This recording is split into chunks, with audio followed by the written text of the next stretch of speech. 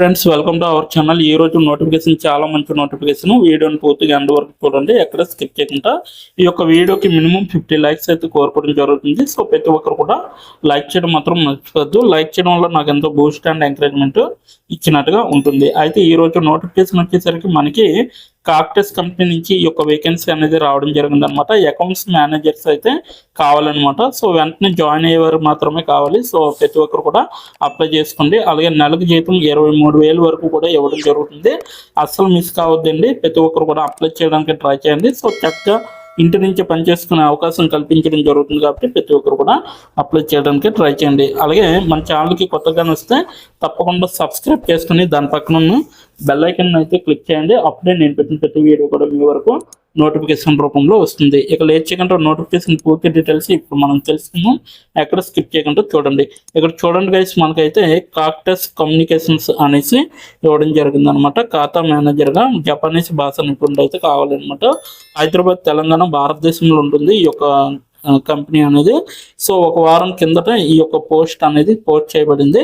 ఇప్పటి వరకు 62 మంది దరఖాస్తుదారులు అయితే అప్లై చేసుకోవడం అనేది జరిగింది. సో రిమోట్ అనేసి ఇవ్వడం జరిగింది. పూర్తిగా ఇంటి దగ్గర ఉండి మీరు వర్క్ చేసుకోవచ్చు. ఎలా దరఖాస్తు చేయాలో వీడియో ఎండ్ వరకు వస్తే మీకే అర్థమవుతుంది అనమాట.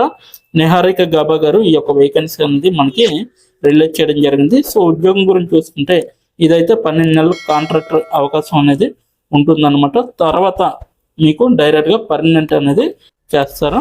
మీరు క్లయింట్ సర్వీస్ ఆపరేషన్ టీంలో కాంట్రాక్ట్గా మాతో చేరుతారనమాట. కాక్టస్ అనేది ఇది ఒక రిమోట్ ఫస్ట్ సంస్థ. మరియు మేము ఎక్కడి నుండి అయినా సంస్కృతిని వేగవంతం చేస్తాము. వ్యాపార అవసరాలు లేదా కంపెనీ టీమ్ ఈవెంట్ల ఆధారంగా మీరు మా ముంబై కార్యాలయానికి వెళ్ళాల్సి రావచ్చు అనేసి ఇవ్వడం జరిగిందనమాట. సో ఇక్కడైతే అకౌంట్ మేనేజర్గా మీరైతే వర్క్ చేయాల్సి ఉంటుంది. సో మనకైతే ఇక్కడ బాధ్యతలు కొన్ని ఇవ్వడం జరిగింది. కొనసాగుతున్న ప్రాజెక్టులను నిర్వహించడంలో ఖాతా నిర్వాహకులకు మద్దతు ఇవ్వగలిగే విధంగా ఉండాలి. వ్యాపార జపానీసులో క్లయింట్ ప్రశ్నలను నిర్వహించే విధంగా ఉండాలి.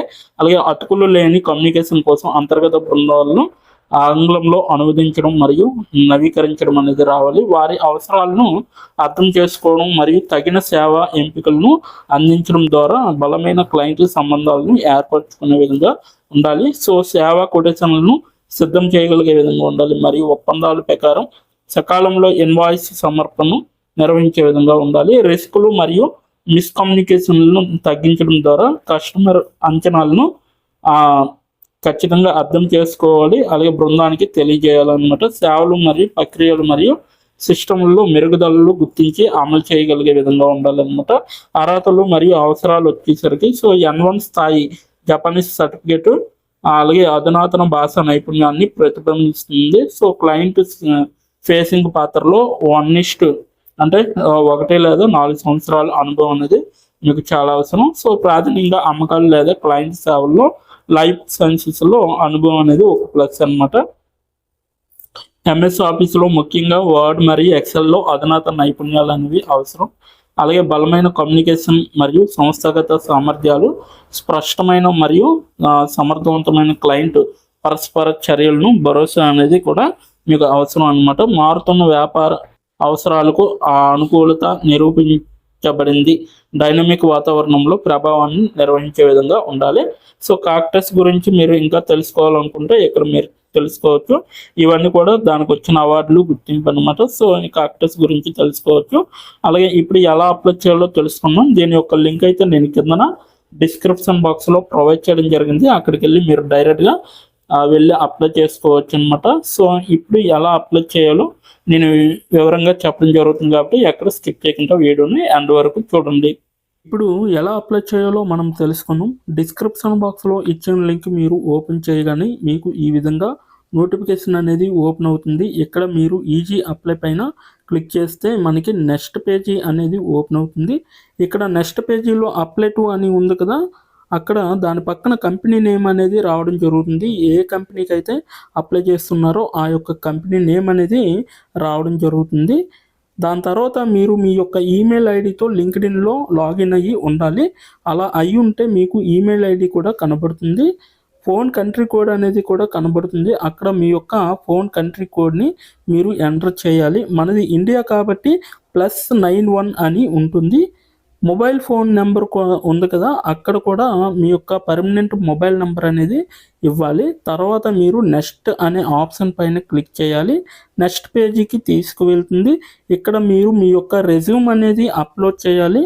డాక్యుమెంట్లో కానీ పీడిఎఫ్లో కానీ రెజ్యూమ్ని అప్లోడ్ చేయాలి. మినిమం రెజ్యూమ్ అనేది 2 MBలో ఉండాలి. అప్లోడ్ చేశాక నెక్స్ట్ అనే ఆప్షన్ పైన క్లిక్ చేయాలి.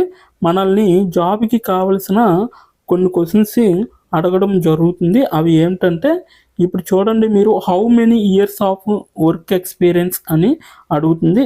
ఎక్స్పీరియన్స్ లేకపోతే నో ఎక్స్పీరియన్స్ అనేది మీరు మెన్షన్ చేయాలి. ఎస్ ఆర్ నో అనేది. అది కూడా ఎటువంటి ఎక్స్పీరియన్స్ అవసరం లేదు అని అప్లికేషన్లో మెన్షన్ చేస్తే అప్పుడు మీరు నో ఎక్స్పీరియన్స్ అని టైప్ చేయాలి.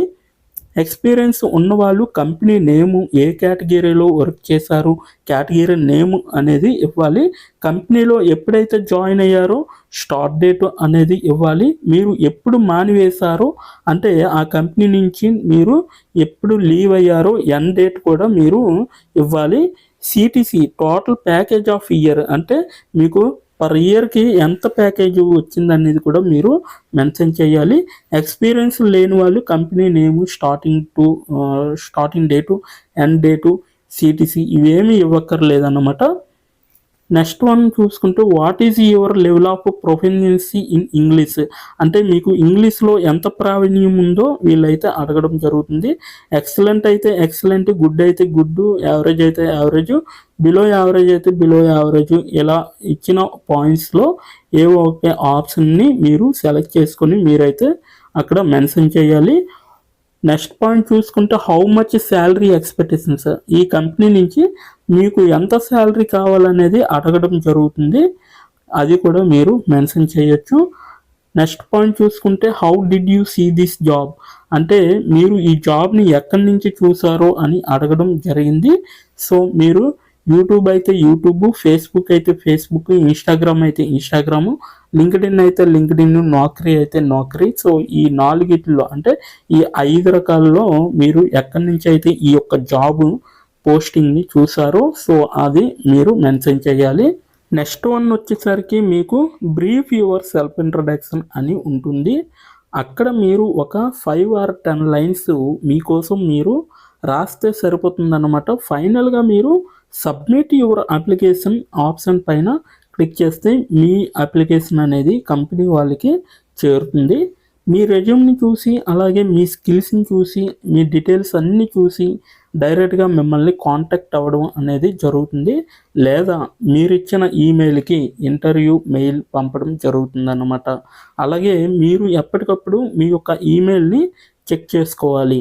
సో ఇదన్నమాట మొత్తం అప్లై చేయవలసిన ప్రాసెస్.